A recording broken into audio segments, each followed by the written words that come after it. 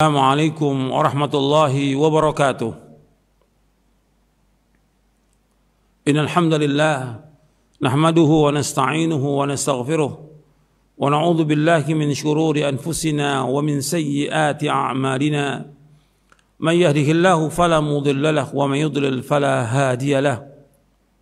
Asyhadu an la ilaha illallah wahdahu la syarika lahu wa asyhadu anna Muhammadan abduhu wa rasuluh. Allahumma salli wa sallim wa barik an nabiyina Muhammadin wa ala alihi wa sahbihi ajma'in. Ayyuhal ikhwah, a'azakumullah. Kepada saudara-saudaraku kaum muslimin dan muslimat yang mudah-mudahan dirahmati oleh Allah Ta'ala. Ujian manusia itu bertingkat-tingkat tergantung daripada imannya. Manusia pasti akan diuji oleh Allah.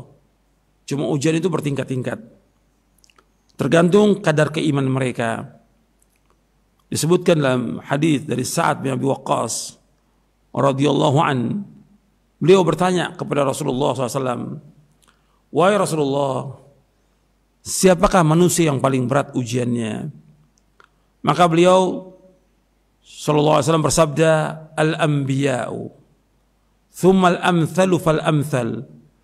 Fayubtala ar-rajulu ala hasabi dinihi fa in kana dinuhu sulban ishtadda bala'uhu wa in kana fi dinihi riqqatun ubtuliya ala hasabi dinihi fama yabrahu al-bala'u bil 'abdi hatta yatrukahu yamshi al-ardi ma 'alaihi khati'atun.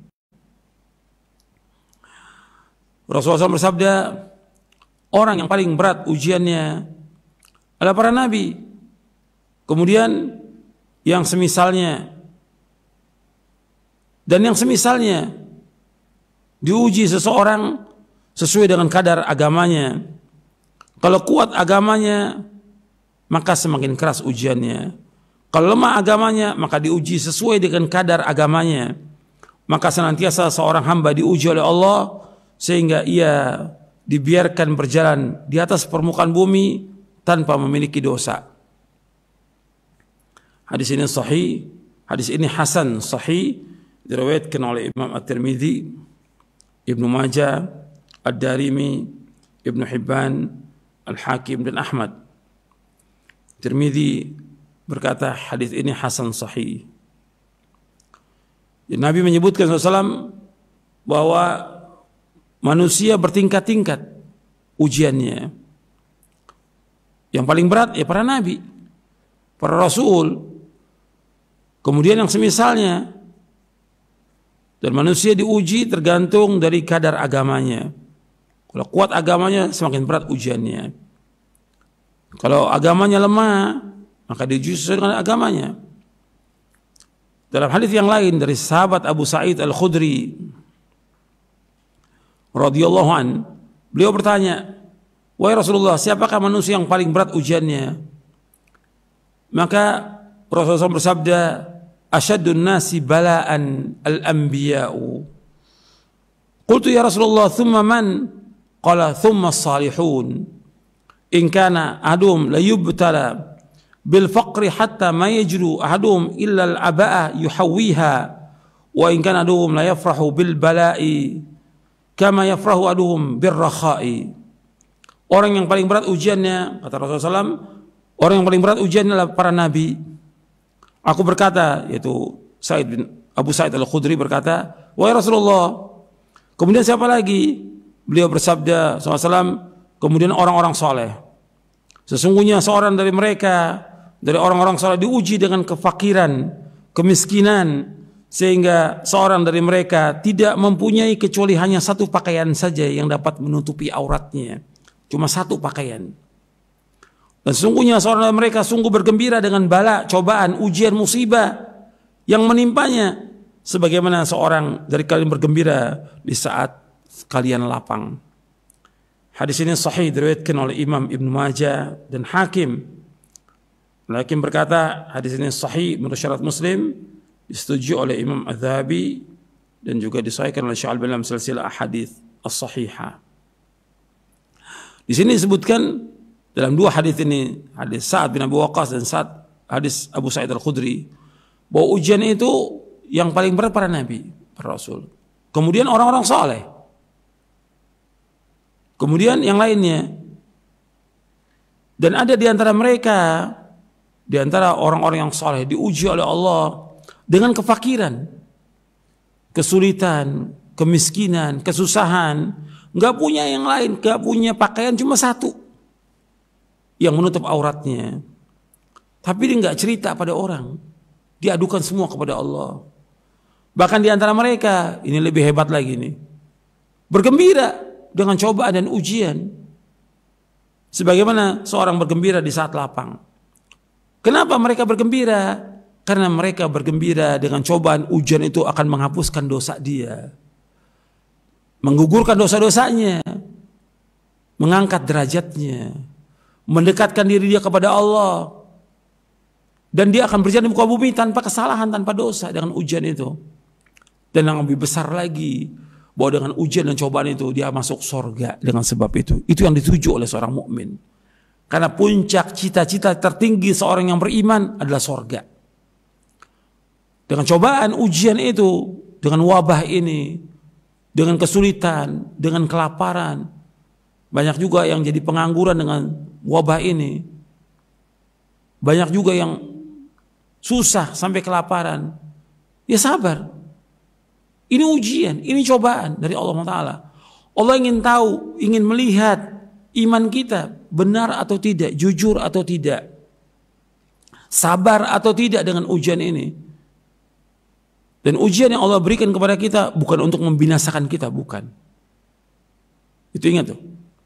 Cobaan ujian bukan untuk membinasakan manusia, tapi cobaan ujian agar manusia ini kembali kepada Allah Subhanahu wa taala. Dan ganjaran, besarnya ganjaran tergantung ujian. Nabi bersabda sallallahu alaihi wasallam dari sahabat Anas radhiyallahu an. Rasulullah bersabda, "Inna 'idhamal jazaa' ma'a 'idhamil bala'. Wa inna Allah ta'ala idza ahabba qauman ibtalahum wa man radiya falahu ridha wa man sakhita falahu sakhat." Sungguh besarnya pahala setimpal dengan besarnya cobaan dan ujian. Dan sungguh Allah tabaraka taala mencintai satu kaum. Dan sungguh Allah tabaraka taala apabila mencintai satu kaum, Allah menguji mereka dengan cobaan dan ujian. Barang siapa yang ridho, maka baginya keridhaan dari Allah. Sedang barang siapa yang marah, maka baginya kemarahan dari Allah Ta'ala.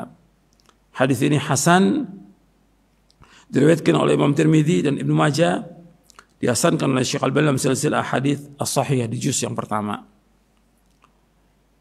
Di dalam hadis ini disebutkan bahwa ujian manusia bertingkat-tingkat. Tentunya ujian para nabi berbeda dengan ujian kepada kita. Ujian orang soleh berbeda juga dengan kita. Jadi ujian orang-orang terdahulu kalau kita lihat berat. Ujian orang-orang terdahulu itu lebih berat, lebih sulit, dan bahkan banyak sekali memakan korban. Ujian berupa penyakit, kematian, kemiskinan, kelaparan, dan tantangan di medan dakwah itu lebih berat. Ujian yang Allah berikan kepada kaum muslimin di zaman sekarang ini itu lebih ringan dibandingkan dengan zaman dahulu. Misalnya umpamanya dibunuhnya kaum muslimin pada zaman sekarang ini oleh orang-orang kafir, orang-orang Yahudi, orang Nasrani dan yang lainnya. Itu di zaman dahulu lebih banyak kaum muslimin yang dibunuh, disiksa. Lebih banyak. Ratusan ribu kaum muslimin yang dibunuh. Bahkan zaman dahulu nabi-nabi dibunuh. Nabi-nabi yang lebih mulia dari ratusan ribu manusia itu dibunuh. Bagaimana Allah sebutkan dalam surah Al-Baqarah, Ali Imran. Begitu juga tentang ujian kelaparan, kefakiran, penyakit lebih parah dibandingkan sekarang. Zaman dahulu penyakit taun, wabah penyakit menular menimpa para sahabat, menimpa para tabi'in, dan yang sesudahnya yang membinasakan bukan ribuan lagi, puluhan ribu, bahkan ratusan ribu kaum muslimin meninggal dunia dengan sebab wabah taun. Jadi sangat berat cobaan ujian mereka. Dan kita diuji oleh Allah ini belum sebanding dengan ujiannya para ulama terdahulu, orang-orang terdahulu. Dan kita harus mengikuti contoh teladan kita, yaitu Rasulullah sallallahu alaihi wasallam. Kita harus sabar dengan ujian ini. Ujian ini bukan untuk membinasakan, tapi ujian ini untuk menguji kita, kita benar atau tidak iman kita. Kita sabar atau tidak. Adukan semua ini kepada Allah Subhanahu wa taala. Dan kita wajib mengimani tentang takdir yang baik dan buruk. Wah, ini kita mengalami seperti ini, takdir yang buruk kita wajib imani, antuk mina bil qadari khairi wa syarri. Kita sabar dan kita berdoa kepada Allah. Dan kalau terus kita berdoa kepada Allah, melaksanakan perintah, menjauhkan larangannya, insya Allah akan dihilangkan semua ini. Dan ini ada hikmah yang besar sekali hikmahnya, menghapuskan dosa-dosa kita, mengangkat derajat kita. Dan Allah akan masukkan orang-orang beriman ke dalam sorga dengan cobaan dan ujian ini. Mudah-mudahan yang saya sampaikan bermanfaat untuk saya dan untuk sekalian. Wassalamualaikum warahmatullahi wabarakatuh.